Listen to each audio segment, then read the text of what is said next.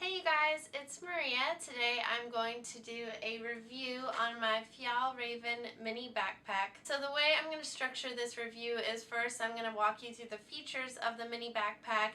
I'm going to talk about the pros, the cons, and then who I would recommend this backpack for. And then of course, since it's Friday, I'm going to talk about what's making me happy this week. So the way that this backpack is set up is that there's these two little handles that come with a snap. Which is pretty handy, so you can carry it just like this, kind of like a little tote, and then you can open it up and separate the handles to get into the main compartment. The back of the backpack has two straps, and there's kind of two different ways that you can wear the straps. One is just like a regular backpack, and you can adjust it however the length that you want. And then you can also adjust and snap the strap so it lays flat like this if you wanted to just carry it like a regular tote and not wear it like a backpack. Before we get into the main compartment, there are these two side pouches right here. So they are basically as deep as the length of the backpack, and there's one on either side. They are really good for fitting like sunglasses and small water bottles. I wouldn't put anything valuable in there just for fear of, someone trying to pickpocket it. And then finally there is a zipper pouch in the front, and this is really good for holding chapstick, hand sanitizer, lipstick, just small things that you want to access really easily. Alright, so going into the main compartment of the backpack, the zippers go pretty far down on the backpack, so you can open it really far, which is pretty helpful. It has a pretty rectangular form to it that has rounded edges, which is kind of like an interesting look for a backpack. I feel like most American backpacks are more kind of like a rounded triangle where it's like narrow at the top and then really big at the bottom. This one is almost completely just like a little rounded rectangle. And the inside is just one large big compartment, but there's also like a little sleeve. I don't know if you can see, there's also a little sleeve right here that's really good for iPads or tablets or maybe just some small documents. And then finally there is just this little name card right here where you can put your name and your address and your contact information if you lose it. So this is the mini size. So there's one that's like a regular backpack size, and you can actually get a camera insert if you are a photographer or traveling with a lot of photo equipment.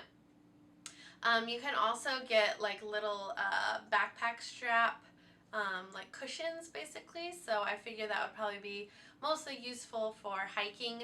I wear this basically every single weekend for hours, and I have never felt the need to get those backpack straps, probably just because this one is so light, but maybe for longer trips if you're carrying a lot more stuff you would want to get those. Okay, so now I'm going to go into the pros and the cons of this backpack. So the first pro for this one is that it is really small and light. It's so much more comfortable than carrying a purse or just kind of like other type of bag. It's really comfortable just to wear on your back. On 4th of July, I actually was concerned because there were so many people that I was going to get pickpocketed, so I wore it on the front of me kind of like a weirdo, but it was actually really comfortable and convenient just because it was so small. This one is the second pro is just kind of I don't know, this is important to me, it might not be important to other people, but it's really, really cute. I just really love wearing this, and I feel like it makes your outfit and your look so much more interesting and adorable. It's so fun. I mean, really, this is just a small bag to carry things, so you could just get like a drawstring bag or anything really, but it helps that it is so adorable looking. Next pro is that it's water resistant. So like I said, I had this on for the 4th of July, and it was so cold and rainy, and I didn't have an umbrella, so I was very ill prepared, and this backpack got soaked. I will say the items that were in this front pouch did get wet, but the contents in this main compartment did stay dry. And I don't know what kind of material this is. It's kind of like a waxed canvas, but it is really easy to clean and get the water off. This bag is also just really durable. It has a ton of reinforced stitching, particularly on the straps in the back. So I really don't have any concern about, you know, putting a lot of weight in here and just wearing it often. I feel like even if it does eventually wear down, because I know it will at some point, just the nature of kind of this bag, I feel like it'll look cool. It's almost like when you have like leather or denim and it ages and it just ends up looking cooler. The next pro for this bag is that it comes in so many different colors. I counted on the website and it actually comes in like 37 different colors. Both like monochromatic and two-tone, where like the straps will be a different color than the rest of the body. So that's kind of cool just for flexibility and kind of for that like fun, cute factor. There's so many different options that you can get. And since I feel like this bag is getting a little bit more popular, especially in New York, or maybe some other cities in America, but I just know in New York it's super popular.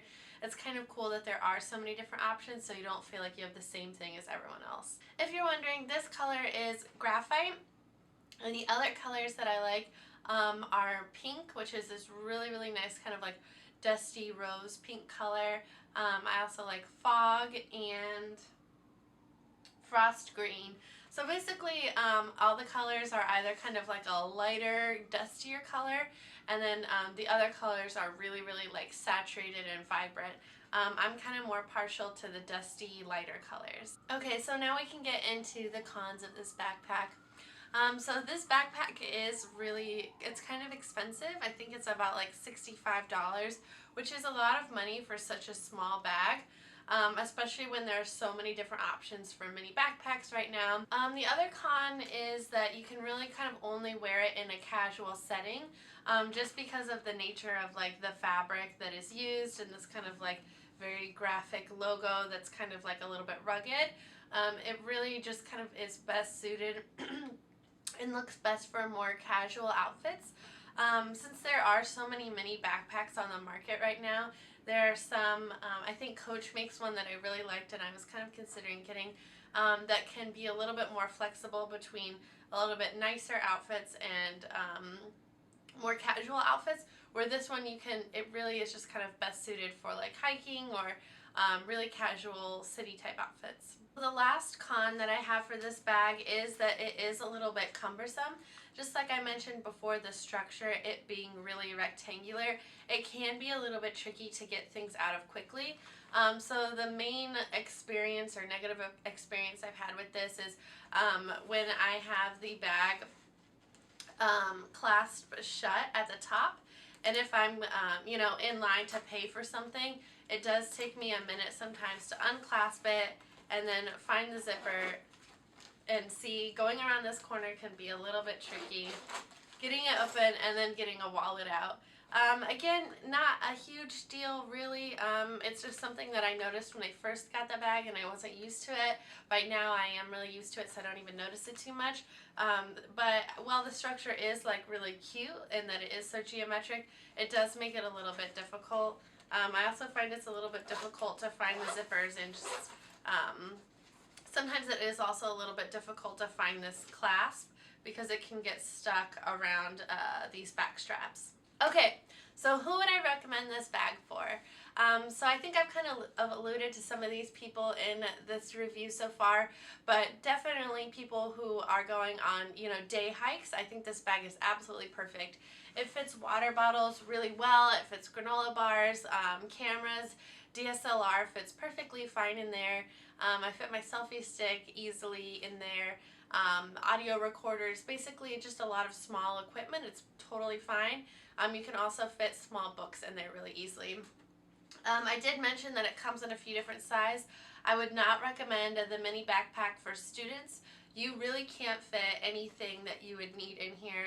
It's too small for like a laptop, and you're not going to be able to fit many of your notebooks or your school books in here. So if you really do like this brand, or just the look of it and you're a student, you might want to look into the standard size ones. The other type of person that I would recommend this bag for is people who live in cities or people who are spending a lot of time away from their home.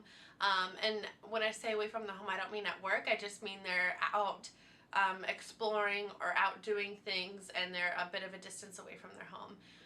So just, you know, after moving to New York City, it's just really annoying to carry a purse, even a small one, you know, like a tote bag can be just really annoying and difficult to carry for long periods of times.